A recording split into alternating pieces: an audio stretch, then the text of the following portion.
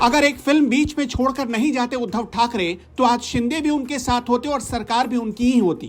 अगर उद्धव एकनाथ शिंदे के गुरु का अपमान नहीं करते तो बच जाते। पहले उद्धव ने विधायकों को अपमानित किया, फिर शिंदे के गुरु को, और विवाद बढ़ गया। मई महीने में ही शिंदे ने तय कर लिया कि अब उद्धव को नहीं छोड़ेंगे। एक कॉल, करीब 20 मिनट की बातचीत और उद्धव के हाथ से बाजी निकल गई। क्यों? आपको भी नहीं लगता ना कि एक फिल्म सरकार गिरा सकती है? लेकिन दावा किया जा रहा है कि महाराष्ट्र में ऐसा ही हुआ है। सिर्फ फिल्म की वजह से पूरी बाजी पलट गई है। पूरी कहानी को समझने के लिए आपको ज्यादा नहीं, करीब 2 महीने पीछे लौटना होगा। एकनाथ शिंदे वैसे उद्धव ठाकरे से 2019 से ही खफा थे, लेकिन इसी 2 महीने पहले आई एक फिल्म ने एकनाथ शिंदे को बगावत करने की हिम्मत दे दी, जिसने उन्हें सलाह दी कि आगे क्या करना है और कैसे करना है। कुछ रिपोर्ट्स में दावा किया जाता है कि वो एक कॉल किसी और को नहीं बल्कि महाराष्ट्र बीजेपी के एक बड़े नेता को की गई थी। 13 मई को एक मराठी फिल्म रिलीज हुई, नाम था धर्मवीर, मुकाम पोस्ट ठाणे। इस फिल्म की स्क्रीनिंग में एकनाथ शिंदे भी पहुंचे थे और उद्धव ठाकरे को भी चीफ गेस्ट के तौर पर बुलाया गया था। ये घटना उसी वक्त घटी। ठाणे के कट्टर शिवसैनिक रहे आनंद दीघे पर बनी इस फिल्म की स्क्रीनिंग में ये दोनों नेता पहुंचे थे, लेकिन उद्धव आधी फिल्म बीच में ही छोड़कर उठ चले। उद्धव से जब पूछा गया कि वो एक बहादुर शिवसैनिक की फिल्म बीच में छोड़कर क्यों चले गए, उद्धव का जवाब हैरान करने वाला था। उद्धव ने कहा कि आनंद दीघे सच्चे शिवसैनिक थे और वो उनके जान निकलने वाली सीन को नहीं देख सकते थे।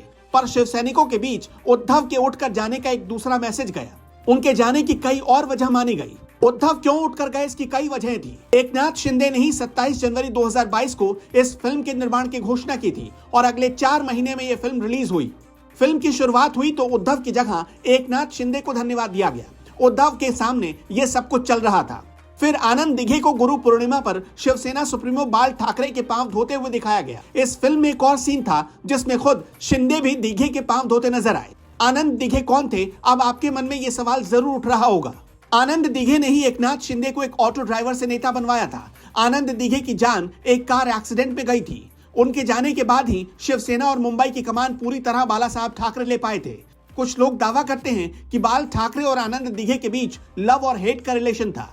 आनंद दीघे बाल ठाकरे से बड़े हो गए थे। बीच में दोनों लोगों में बहुत अनबन होने लगी थी। फिल्म में एक सीन भी है गुरु पूर्णिमा का।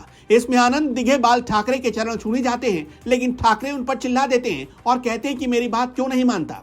फिर दीघे कहते हैं मुझे माफ कर दो। इसके बाद आनंद दीघे ठाकरे के पांव धोते हैं और गुरु पूर्णिमा मनाते हैं। कुछ लोग कहते हैं कि इस फिल्म में भी आनंद दीघे का कद बाला साहब से बड़ा दिखाने की कोशिश हुई और उद्धव को यह बात चुभ गई, जिससे नाराज होकर वो बीच में ही फिल्म छोड़कर चले गए। कहते हैं जिस कार एक्सीडेंट में आनंद दीघे की जान निकली, दरअसल उसे करवाया गया था। एकनाथ शिंदे आनंद दीघे की गाड़ी चलाया करते थे। आनंद दीघे ने ही एकनाथ शिंदे को नेता बना दिया। फिल्म में यह बताने की कोशिश की गई है कि बाल ठाकरे के बहुत बड़े भक्त थे आनंद दीघे, लेकिन हकीकत यह है कि बाल ठाकरे और आनंद दीघे में बहुत क्लैश हो रहा था। एकनाथ शिंदे ने आनंद दीघे की फिल्म दिखाने के लिए पूरा थिएटर खरीदकर लोगों के बीच टिकट बंटवा दिया था, ताकि दीघे की कुर्बानी को एक एक शिवसैनिक समझ सके। लेकिन उद्धव को लगा कि उनके परिवार के खिलाफ एक बहुत बड़ी साजिश कर रहे हैं एकनाथ शिंदे। बस यहीं से दोनों के बीच मनमुटाव शुरू हुआ। वैसे शिवसेना में इस मनमुटाव के पीछे की स्टोरी के बारे में आप कितना जानते हैं? कमेंट बॉक्स में अपनी राय जरूर बताएं।